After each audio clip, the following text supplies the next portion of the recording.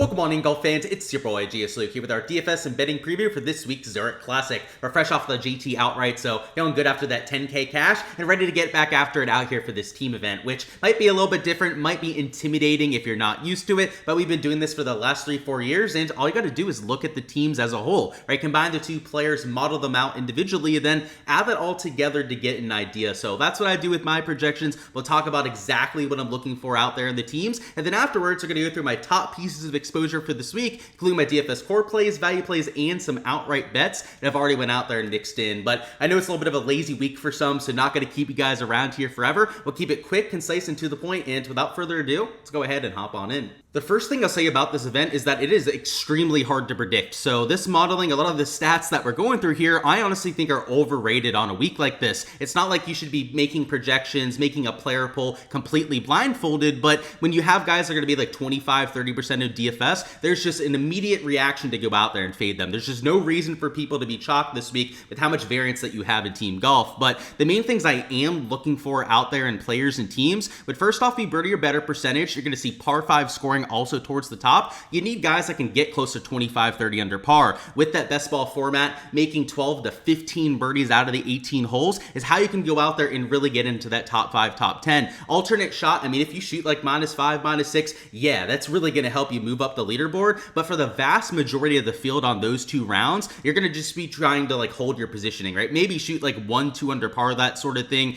where you actually get all the Draftkings points this weekend, right? That's what a lot of us are playing this for. This is the Draftkings and betting preview. From the fantasy side in particular, the best ball sessions for those two rounds are where almost all of your scoring are coming from. So I'm focusing on that quite a bit out there for my player pool. Approach play, it does skew a little bit from 175 to 225. So, maybe you could look at these two proximity buckets a little bit more there. But outside of that, it's some putting stats over here on the overseed. We do have Poetribolous overseed at TPC Louisiana. So if you want to look at that because it's a birdie fest, I wouldn't be against it. It's more of a driving accuracy over a distance course, so there's a little bit of a sprinkle over that in the model there too. And then our comp courses, which it's PGA Tour stroke play events, so there's not as much we can really learn from it, but some short positional golf courses. So Bermuda Championship, FedEx St. Jude, and then also the Cognizant Classic down here in Florida. Different tracks that should play similar to what you're going to get here. But as I was already mentioning, I think it's overrated to really go out there and pay too much attention to these stats, but it does give us a good starting point for making our projections and modeling, which, speaking of, let's go ahead and look at some of our top pieces of exposure now for players that I've already taken for some outright bets, and you might want to consider adding to some of your DFS lineups. I'll be keeping the card a little bit tighter this week just because it is such a variant event, and our first outright is going to be down here at 33-1, which in an event with only 80 teams is a pretty decent starting place out there for a betting card. So it's going to be this Echeverria Grazerman group out there at plus 3,300, 30-1 over there in Hard Rock. You can boost that up 10% to plus 3,300. And what I like about these two players is that first off, they have experience together. If you go back to the event history last year, ended up finishing in 4th place. So I think that bodes well in their first ever start. And they're high upside birdie makers. You have Echeverria, who's won multiple tour events, a high birdie percentage guy, a good iron player in putter, which are the main two categories that I'm weighing the most this week, other than just raw birdie percentage and par 5 scoring. And then Max Grazerman's the same kind of way. He's a really good putter, a decent iron player when he has it all running. And though Grazerman doesn't have a tour win yet, he has multiple runner-up finishes in some strong fields over there from last season. So they've got two high pedigree guys that when they're playing their best golf are capable of getting into contention. And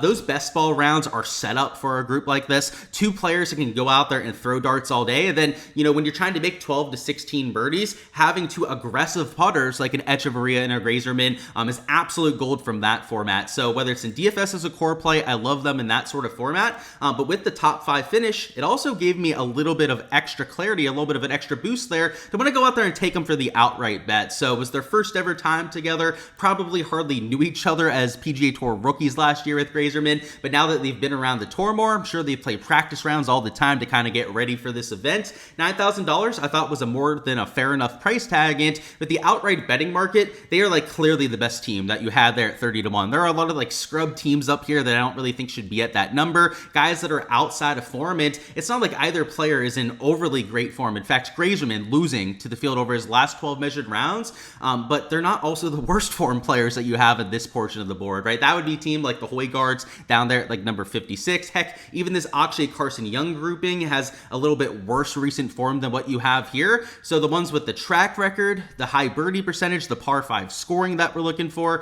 Echeverria just lights it up over here on this overseeded surface, will be the first play that we're taking for this week. And the next one we got here is going to be this Thor Bjornsson Phillips group. That'll be the poster childs out there from the thumbnail. And I had a Thor Bjornsson outright last week. That was down in Corrales, and he ended up finishing one stroke off of a playoff. He had about a 6.5 footer for par on the 18th hole, and it wasn't an easy putt, but he did kind of shove it out there to the right side. And outside of that, right, could have won last week. He had a bunch of bogeys, a lot more mistakes than he really could have afforded to have to go out there and win that event. And it wasn't quite the same kind of choke you had with Joel Damon, but Thor Bjornsson was up there the entire week as well. So, if you're looking for form, you're going to get that with Thor. No tour wins like a Gsluke quite yet, but Thor's finished in the top 5 over 4 times at this point. He's had a lot of close calls, some big time events, especially when he wasn't even a professional yet. He was an amateur, finishing top 5 at the John Deere Classic. And then you've got Carl Phillips over here at $8,300, who's already won on the PGA Tour, right? He won within his first 5 starts out here. Sure, it was an alternate field event, but even in big time events recently, we've seen him have spike rounds. We've seen him have the round of the day just last week. We've seen him go out there and contend, get into the top 20 of signature level events. This is the kind of group here. We got 2 high pedigree guys, 2 young players who, by the way, absolutely mash the ball off the tee. They can take advantage of these par 5s. They're both extremely high birdie percentage players as well. Go out there, outpace their placement points a ton when it comes to their DraftKings scoring. That's exactly what we want out there on the best ball days. And, having that close call last week on Thor, I think speaks volumes for his long-term pedigree. You're going to see him get into contention all the time with that long ball, also that high ball hitter that he is. And Carl Phillips is, I think, that same type of player. I mean, already having that win says a lot right there. And the modeling isn't great on him. Like, in fact, of all 79 teams, they're number 56 out of the 79 teams. So this is an example of where I'm kind of throwing the stats to the side and just taking a high pedigree player, right? Somebody that nearly won last week, somebody that's already won out there on tour, who compared to a lot of the other groups around them is a lot better than the other guys can say. Now, there are some guys here that are tour winners in this range, but in terms of like high upside birdie makers, guys that can mash the golf ball, you're not going to find a better crew than these 2. So before we talk about our value plays, by the way, if you guys want to get these spreadsheets all for yourself, see exactly where I have modeling for every single group, make sure to check out the Patreon. There's a link in the description of the video to go out there and check that out. On there, everything that is blacked out there will be completely uncensored. So if you want to see the top 5 of my modeling, right, that's what the spreadsheet is over there for. But not only that, but also every piece of betting exposure that I'm getting to, as well as all the different outright bets in my entire player pool for every single week. So that's player pool for main slate, also rounds 2 through 4 showdown. I update these spreadsheets to account out there for showdown, not just player pool, but also projections and ownership out there for round 2 through 4 showdown. Check it out in the description of this video. But the last 2 plays we're going to go through, first off, is going to be this Howie Sam Ryder group, who you've got 2 guys here that haven't played together before. Last year, they did play at this event with other partners, and they both ended up missing the cut. So maybe they went to the drawing board and were like, what can we do to go out there and figure this thing out? But I love them at 55-1. You've got a Howie, who's a ball striking specialist, makes a bunch of birdies, but he can't buy a putt for his life, matched up with Sam Ryder, who's almost the opposite, right? He fills it up on the greens. You can see over here on these overseeded surfaces, gains nearly 1.2 shots gained putting per round.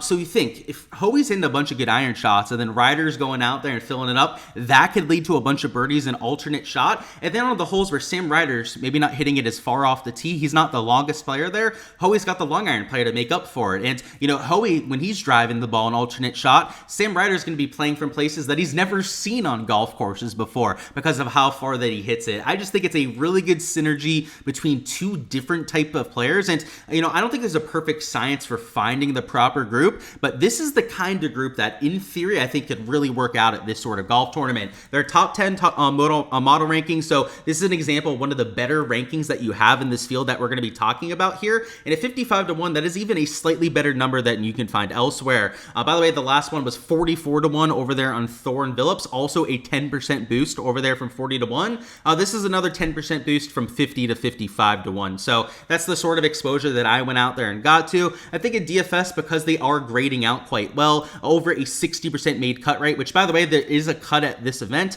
The top 33 teams in ties will be making it to the weekend. So that's out of the 79. It's a pretty tough cut to go out there and make, actually, when it's all said and done. That's why I think that they're going to get some attention out there in GPPs, but from the outright betting market, we don't have to worry about that nearly as much, and you've got 5 other spots to go out there and get some of that leverage. So I like the synergy there, just high birdie percentage players as well. Sam Ryder in the top 50 on tour last year in birdie percentage. Rico Hoey, I think, a little bit lower on the list, but still well above the average out there in that category. They're perfect kind of pairing out there for this field. And then the last play we're going to go through here is this is actually the best team when it comes to the modeling out of all these ones that we've gone through, and it's down here at $7,500. So that tells you how good these two have been playing. And I got them at 66 to 1 to go out there and win. So that was on 60 to 1, boosted up that 10%. And you can see they're projecting for nearly 70 fantasy points, nearly a 67% made cut percentage down here in this range because of the form. So if you go to the last 24 measured rounds, you'll see why these two are getting so much love in my projections. Gaining in the 3 tee to green categories in all cases. In fact, Gerard's off the tee play maybe could have been a little bit better. And Gerard, he has been the better of the two players. The putting is what's separating the two of them. But even over the last 12 measured rounds, you zoom in a little bit, which for Walker have gotten a little bit worse. They're still some of the best players in this range. In fact, right, 1.7 shots gained per round for Gerard, just over a stroke per round over there with Danny Walker.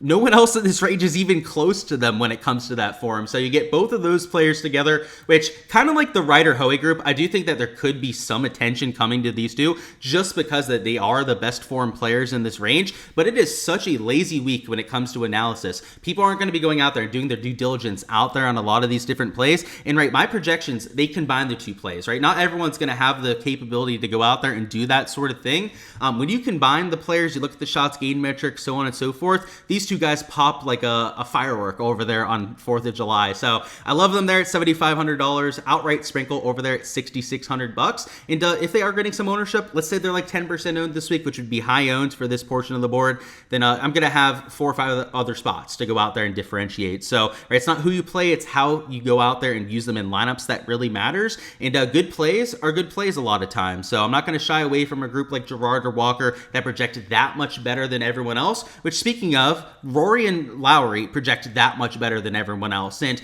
their ownership is going to be through the roof. They could be legit 50% plus owned this week. That does not make them a terrible play, right? If they're actually going to go out there and likely top 5 out there with those sort of metrics, they may be the worth playing at that sort of ownership. So I haven't quite decided what I'm doing on those two quite yet. I do want to see what their actual ownership projection comes in before I go out there and make that decision. But yeah, that's the idea out there from the game theory side, right? Even if you're going to have some guys that are popular, my core value plays are normally some of the more popular players that I'm getting to. You're going to have your low-owned gems to go out there and mix in. And just as before I was saying, this is a week to kind of fade the chalk, take a stance against using a lot of those stats. That's why it's so easy to go out there and find those sort of plays. And, just to give you guys a few examples of here, like there are some really high upside groups that you have out there that are not going to get a lot of ownership. And we're not going to have these as like an official play out there, but this Angel Ehora, also Alejandro Del Rey, both really high upside, long players on the DP World Tour, both from Spain playing together. Like that could be a really good group down low that no one's going to use down there in that 6K range. And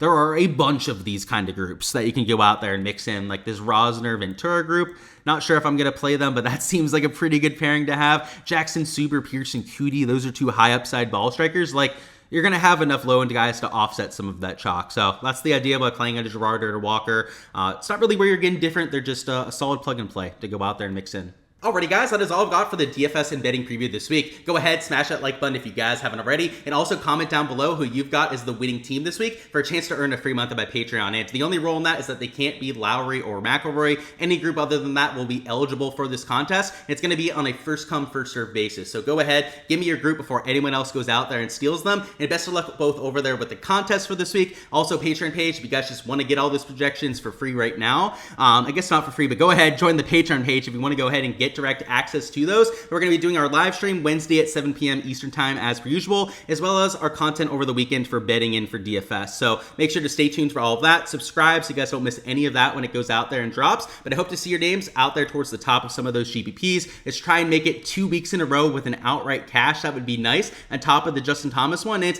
I'm not going as heavy out there in my bets. It's not going to be another 10K cash most likely. It still could be a good week to go out there and take down a GPP. It's still could be a good week to go out there and add to the bankroll. So let's take advantage of it. So I'm looking forward to it. It's a little bit something different over here on the schedule, and let's have some fun with it.